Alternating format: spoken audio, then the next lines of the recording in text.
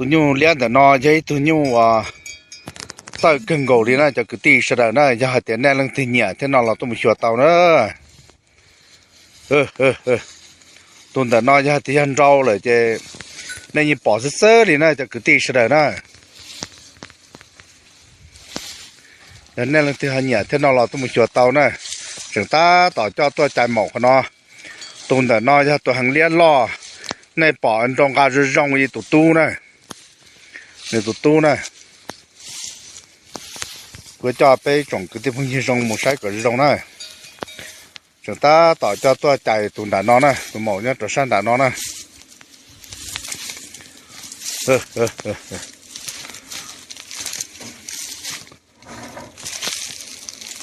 sao cú ý nhau lũ ra tụi nó ra sát tụi nó ra té mình gì rồi nè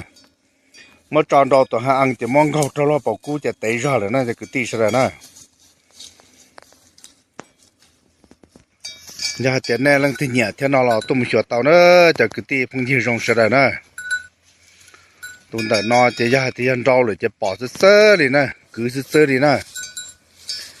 tới tụi nó rau tàu rồi thì giờ chừng cho tôi chạy cho được nó nè tụi nhung lo thì chỉ rong cơ ngầu đi